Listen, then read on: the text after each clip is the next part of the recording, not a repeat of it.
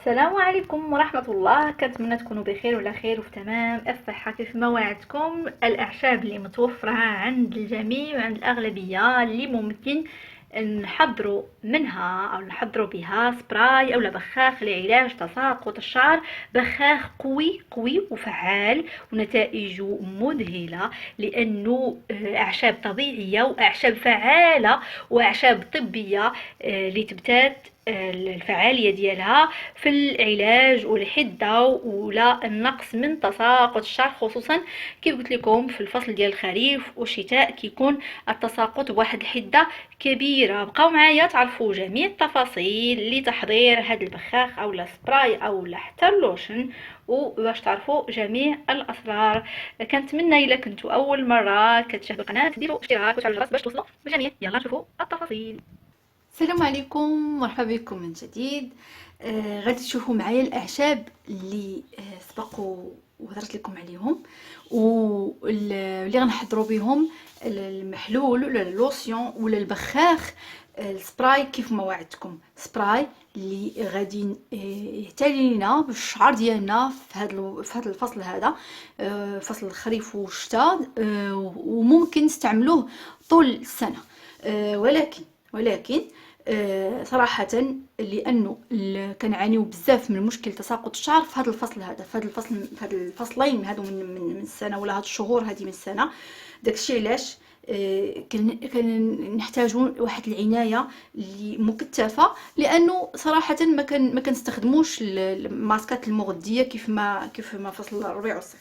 المهم بسم الله على بركه الله، غادي نبداو بالنسبه للاعشاب. انا هنايا درتهم هنا بالترتيب، لانه هنايا الاختيار ماشي عشوائي، ديما الاختيار تيكون لاسباب، وديما الاعشاب عندنا هنا اعشاب كتكمل بعضها، وباش ديما كيكون عندنا التوازن. هنا بسم الله على بركه الله، هنا عندنا الحريقه، لوختي بيكونت، القراص.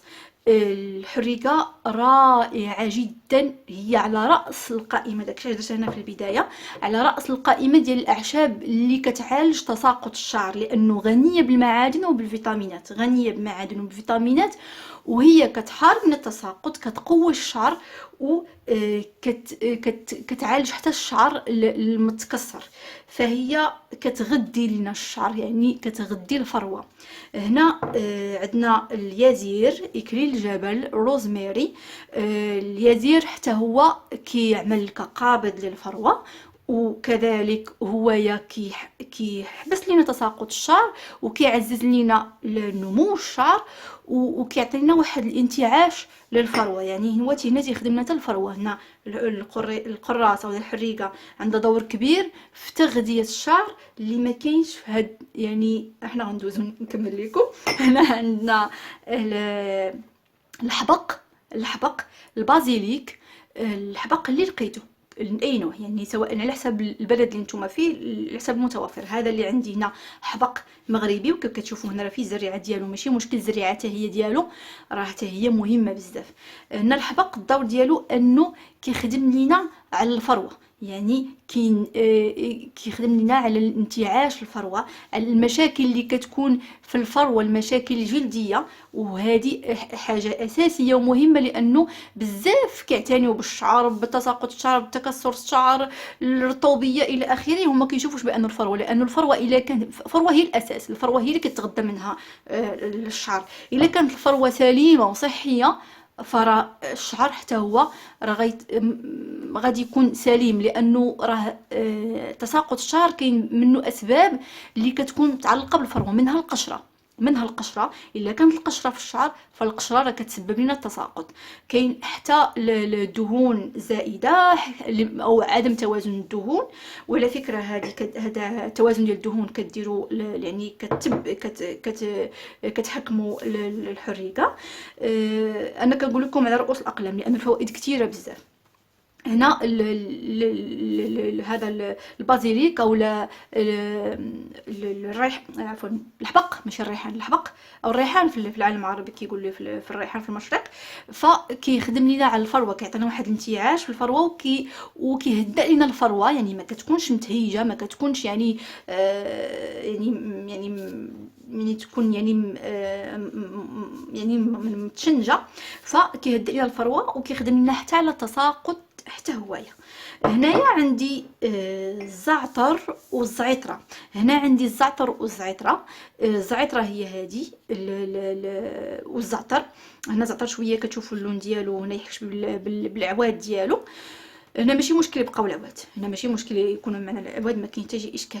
هنا غير ما يكونش تكون معاهم شي ماده ولا شي نبته ولا شي حاجه اللي خارجه على هاد النوع ديال النبته هذه، يعني الزعتر ولا الزعتره. الزعتر ولا الزعتره. هنا لو تان والاوريغانو. المهم كنديروا شويه شويه لانهم بجوجهم همايا هنايا حارين، يعني حتى اليازير راه حار. المهم انا غنكمل لكم. هنايا كنديروا زعتر وزعتره حتى همايا لانهما مضادين الجراثيم، مضاد للميكروبات، مضاد للفطريات، وكيعززوا لينا نمو الشعر، وكيعالجوا لينا وكيخدموا لينا على الفروه ديال الشعر. وكيف قلت لكم هما قابضين للفروه، كيقبضوا يعني ومنظفين. حتى اليازير حتى هو راه منظف وقابض. هنا غادي نجيو الاوراق. عندنا اوراق الرند. اوراق الرند عطيت موسى ولا ورقه موسى لوغيي نوبل. هنايا عندنا الاوراق ديالو. الاوراق ديالو فحتى هي قابضه، مضاده للفطريات، مضاده للميكروبات، كتحبس لنا تساقط الشعر، وكتعزز النمو ديال الشعر، كتقاد لنا هذاك افراز ديال الدهون اللي تيكون في الفروه. حتى هي فوائدها كثيره بالنسبه للشعر. عندنا هنا الاوكاليبتوس ولا الاوكاليبتوس. هنايا هذا بري بطبيعه الحال. فانا اخترت لكم سميتو الاعشاب اللي تقدر تكون متوفره، او هذه اغلبيه كتكون متوفره عند العشاب، يعني ما تلقاوش فيها. اذا غادي تجيبوا يعني، وكاين الاعشاب اللي غتقدروا نتوما بنفسكم تحصلوا عليهم في المواسم ديالهم. هنا عندنا الاوكاليبتوس ولا الكاليبتوس. هنا بزاف ما تعرفوش بان الاوكاليبتوس حتى هوايا عنده دور كبير في تساقط الشعر. حتى هوايا حد من تساقط الشعر، وتيخدم لنا على الفروه، تيعالج لنا المشاكل الجلديه اللي كتكون في الفروه. وهو ممتاز حتى القمل، يعني كيقضي على القمل. لهذا فهو معقم منظف بامتياز. فديما الفروه الا كانت نظيفه كانت صحيه فاكيد غادي نستافدوا حتى من العناصر الاخرى. هنا عندنا هادو قلنا هنايا كنغديو الشعر، كنغديو الفروه، كنعالجوا التساقط، كنخدموا على التوازن، على الميكروبات، على الجلد، على الفروه، الفروه عفوا. وهنايا خاصنا شي حاجه اللي تهدأ لنا الفروه، يعني لانه هادو كلهم يعني اعشاب اللي شويه حاره، من غير الحريقه، اعشاب اللي شويه حاره. فخاصنا اعشاب اللي تهدأ لنا الفروه، كتهدأ الفروه وكتنشط لنا الدوره الدمويه، لانه الدوره الدمويه خاصها تكون نشيطه باش نقدر هذوك البصيلات اولا سميتو كتغدى لينا، والمسام كتفتحوا باش كتغداو لينا البصيلات من هذاك الشيء اللي كنعطوها. حتى اللي بينا نديرو ماسكات من بعد، اولا حتى بينا نديرو اعشاب اولا بخات للشعر. هنا عندنا الخزامه، ممكن تاخذوا بلديه النوع اللي توفر لكم. الخزامه حتى هي رائعه في تهدئه الفروه. في الفروه اللي حتى عندنا فروه حساسه ولا متهيجه، حتى هي ممتازه بزاف، كيف قلنا كتنشط الدوره الدمويه. هنا عندي المكون الاخر اللي كيعالج لنا المشاكل الجلديه اللي كتكون في الفروه بامتياز. هذه نبته بامتياز اللي هي الجمره. الا ما عندكمش ديروا في بلاصتها البابونج، ديروا بلاصتها البابونج. الكاموميل ديروا في بلاصتها الكاموميل. هنا كيسموا هذيك خزامه معروفه حتى في العالم العربي، لان بالنسبه للمتتبعين اللي في الشرق وفي الخليج فلا كيسموا كيعيطوا لها لافندر ولا الخزامه. وهنا الجمره، وكنظن مشات لي السميه من بالي بالنسبه للعربيه الفصحى، كنظن هي الادريون او الادريون على ما اظن. بالنسبه لهذا الجمره الكالندولا ممكن تعوضوها الا ما توفرش عندكم ولا ما نقدرش حتى عند العطار، ممكن تعوضوها بالبابونج، بزهره البابونج وزهره الكاموميل. هذه زهره ف توازن هنا كامل. هنا بالنسبه كتعويض هنا ما لقيتوش الزعتر ولا تعتذروا واحد فيهم. بالنسبه للحبق ممكن كيف قلت لكم تعوضوا بالبازيليك. بالنسبه للاوكاليبتوس ما لقيتوش ممكن تستغناو عليه وعندنا غراد.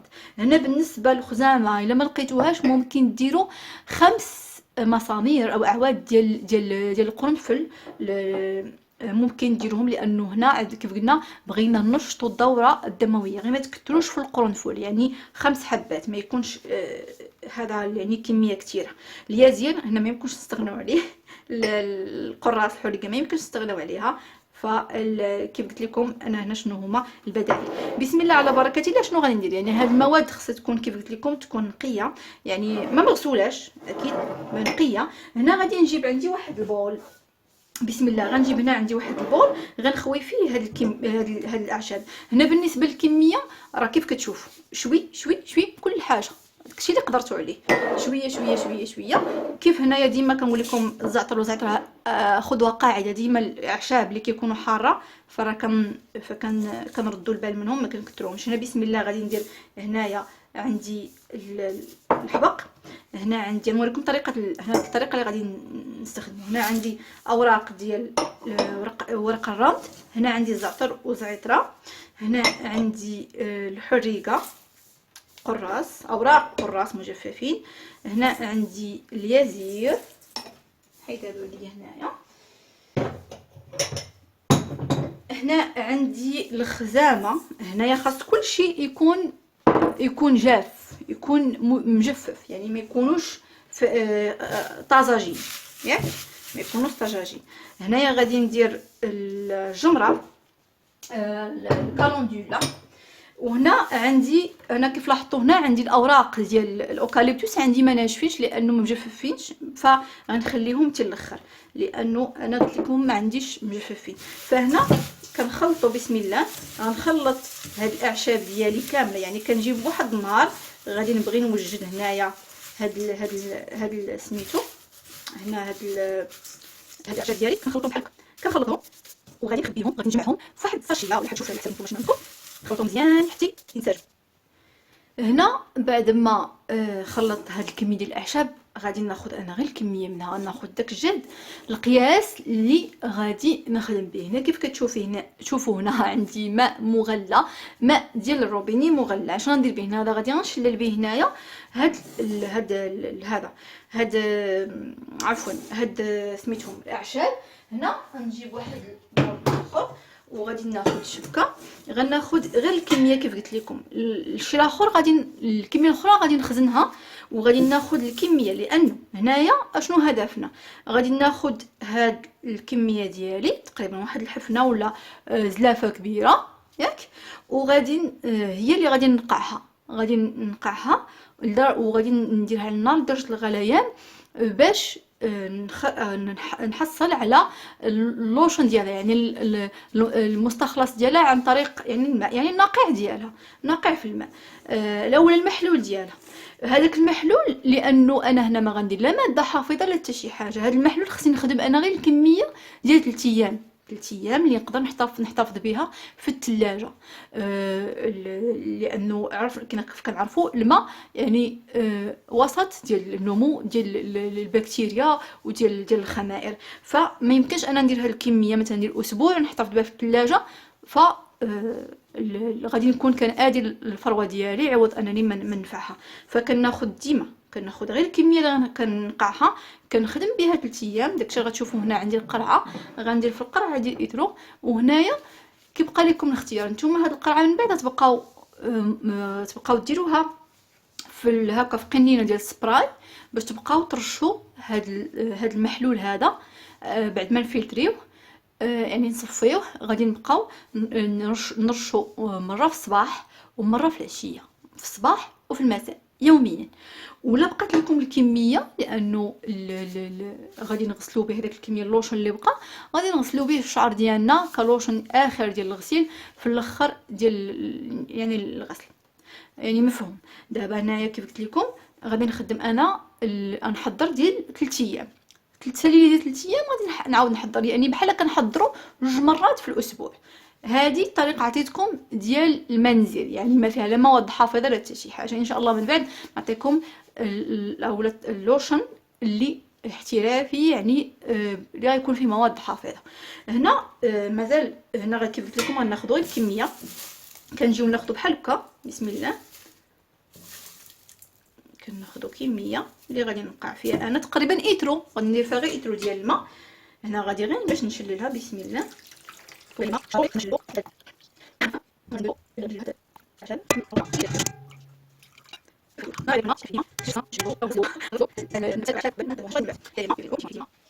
هنايا غادي نجيب انا هاد الماء، عفوا هاد الاعشاب، وغادي ندير انايا هنايا واحد الاناء اخر. بسم الله، انا نوريكم الطريقه. هاي هذا هنا، وغادي نجيب هنا باش يبان لكم يعني اشنو غادي ديروا. كنجيب انا هاد القرعه ديالي، هنا القرعه كنخليها غير اللوسيون داكشي كتشوفها بحال هكا. غادي نجيب نعمر القرعه ديالي بالماء، وغادي نكب على هذا وغنغطيه ونديرو فوق نار هادئه يوصل لدرجه الغليان، وغادي نطفي عليه. هنا الماء اللي غادي نستعملو ما خاصوش يكون الماء ديال الصنبور او ديال هذا ديال الروبيني، يعني خصو يكون ماء مفلتر ولا ماء معدني اللي عندكم. بسم الله، انا غندير هنايا ماء مفلتر.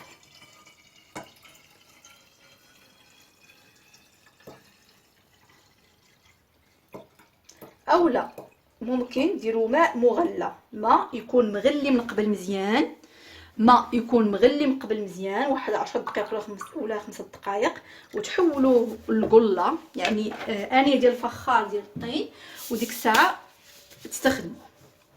بسم الله، هنا باش كيجيني انا ساهل، كنعرف انا الماء ديالي شحال، يعني باش ما يبقاش ندير كميه اكثر من القياس وتبقى تضيع ليا.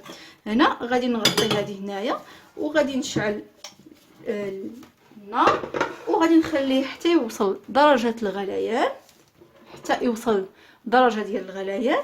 غادي نخليه حتى يرتاح، كيزيد يكمل النقع ديالو. هنا ملاحظه مهمه، هنا كيزيد يكمل النقع ديالو باش هذوك المواد الفاعله اللي كاينه فيه كتزيد تخرج لنا، يعني كنحاولوا نحصلوا على الماكسيموم اللي كاين في هذه الاعشاب. كنغطوه بواحد السربيته، واحد المنديل ديال المطبخ، وكنخلوه حتى يولي بحراره المطبخ. عاد هنا من بعد كنجيو كنصفيوه ثاني وكنرجعوه.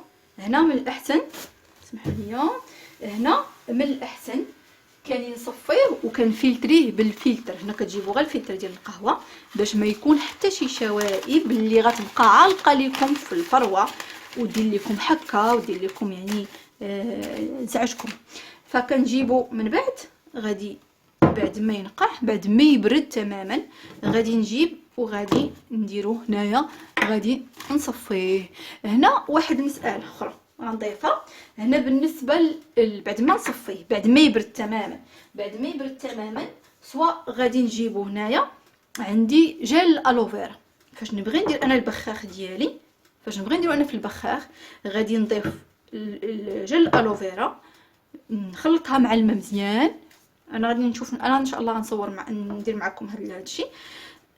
غادي نديرها مزجها مزيان، و عاد غادي نديرو في القنينه ديالي. هنا اللي ما ذكرتش لكم في الوصفه هو انه كيخصني واحد الماده او واحد المكون مرطب للشعر، لانه الاعشاب عندي حاره، اعشاب عندي قويه اكتيف فعاله، يعني خاصني شي حاجه اللي ما تنشفش ليا الفروه، لانه الفروه الا نشفات يقول لك درنا شي منتوج اللي كيكون ماده اللي كتنشفها كتكون قويه عليها، فهذا عاوتاني كيسبب لنا مشكل. فخصني ندير ماده ملطفه، خاصني ندير شي حاجه اللي كتلين. هنا عندي جل الالوفيرا حتى هو مغذي وعنده بزاف الفوائد بالنسبه حتى لتساقط الشعر. وعندي هنايا سواء ديروا الجليسيرين، شويه ديال الجليسيرين كديروه، اولا ديروا مثلا هنا معلقه، يعني ما غتحددوش على حسب الموجود. انا هنا الجليسيرين راه متوفر، ممكن دير واحد معلقه كبيره ديال الجليسيرين كتخلطوها مع الماء، لانه الجليسيرين كيذوب في الماء. ما نديروش الزيت، عندكم ديروا الزيت الزيت راه تيرطب وتيغدي، ولكن الزيت ما يلتقاش لينا مع الماء، يعني غيولي هنا غيتعفنوا، ما غادي يكون ديما انفصال بيناتهم. اولا نديروا هنايا البروبولين غليكول، بروبولين غليكول، اولا الجليسيرين كنديروا ملعقه كبيره وكنمزجوه هذا الشيء. ممكن نديروا كلشي يعني تخدموا، يعني باش ما تكثرش عليكم، ما نعقدش عليكم الامور. يعني كندير انا هنايا نخوي المحلول ديالي، هذا بعد ما يبرد غادي نخوي الجليسير عفوا الالوفيرا ديالي. ديروا علاش ما قديتو، يعني تكون تقد الكميه، يعني ماشي اشكال، غير هي غاليه، يعني داكشي علاش كنديروا ندير شويه منها. وغندير معلقه كبيره ديال الجليسيرين او بروبولين غليكول. بروبولين غليكول قليل اللي غيتوفر عليه، لانه اللي ما كيخدموش او اللي ما كياخذوش يعني، او ما كيستعملوش او ما كيديروش كوسميتيك بروفيسيونيل، ما غادي يكون صعيب عليهم باش يلقاو بروبولين غليكول. فالمتوفر هو الجليسيرين. فكنديروا الجليسيرين، كنسد هذه القنينه ديالي وكنخلط مزيان، كنخلط مزيان مزيان مزيان مزيان مزيان حتى كينسجم كلشي. وها السبراي ديالي جاهز، كنخليه ديما في الثلاجه، ديما كنخلي السبراي ديالي في الثلاجه، لانه ما دايرش فيه ماده حافظه، ولانه هنا الجليسرين ما عنديش اشكال فيه. الجل الوفيرا حتى هو كيخسر الا بقى برا الثلاجه. بعد ما كان غادي تنقع المحلول ديالي ونرجع معكم باش تشوفوا الفلتراسيون. السلام عليكم من جديد. بعد ما خليت او فلتريت الاعشاب، منقوع الاعشاب ديالي، هنا ردوا البال واحد المساله مهمه، انه الاعشاب كتكون كتحتوي على الزيوت الطياره. باش ما نضيعوش ديك الزيوت الطياره، لانه الدور ديالها ولا المهمه ديالها ولا حتى الفائده ديالها قويه بزاف، فكنغطوها بطبيسيل هكا صغير، اناء طبيسيل ولا زليفه. هنا بعد ما انا ما خليتوش ينقع بزاف، لانه باش نكمل التصوير، وما خليتوش، هنا راه باقي عندي ما باردش، باقي سخون شويه، لانه الا بغينا نضيفوا جل الالوفيرا خصنا يكون هاد المحلول هذا خاصو يكون تحت من 40 درجه، خاصو يكون 36 38 درجه باش ما نفقدوش الخصائص والفوائد، وخصوصا الخصائص المضاده للاكسده اللي كاينه في جل الالوفيرا اللي كتاثر بالحراره. هنايا كيف كتشوفوا كنظن هذا الفلتر تيبين لكم اشنو كاين. فهاد الشيء علاش كنقول لكم او كنصحكم بانكم تفلتريو المنقوع، واخا ديروا هنايا زيت حياتي، واخا ديروا شاش، واخا ديروا اي حاجه، فالفلتر شوفوا شحال ديال الشوائب يحبسها، تيزولها، انها ما كتدوش لينا. وهنا راه كنحصلوا على محلول اللي نقي بزاف. هنايا غادي انا كيف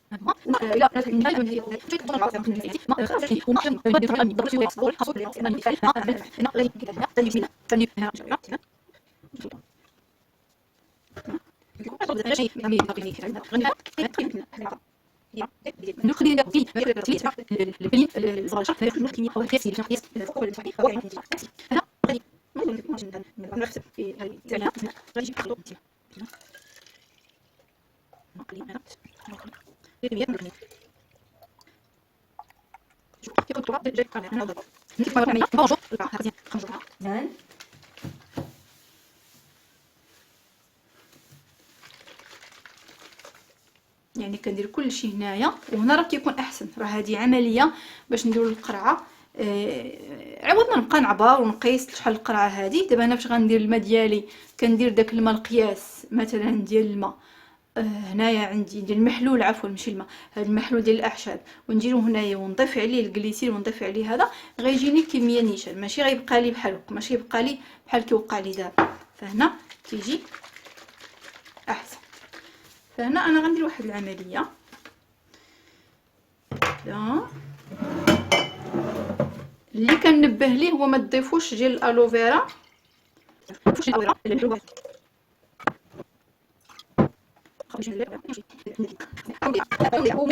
هاد الاعشاب اللي غادي يبقاو لكم هنايا بعد ما تصفيو وتفيكريو، غادي يبقاو لكم الاعشاب. هذوك الاعشاب الناس اللي عندهم اللي كيديروا اللي عندهم النباتات او اللي عندهم المغروسات او اللي تيغرسوا في المنزل ديالهم، ولا حتى اللي عندهم الجرده ولا الحديقه ولا هذا، فما تضيعوهمش، راه هما ديروهم حتى ينشفوا وديروهم مع التراب، راه هما مواد عضويه زوينه بزاف، ما تضيعوهمش، خليهم حتى ينشفوا، ديروهم واحد الطاس عندكم ولا اللي عندكم، كتخليوهم حتى كيبسوا ومن بعد كتخلطوهم مع التراب وتيولوا عندنا مواد عضويه زوينه مهمه لداكشي اللي غاسل.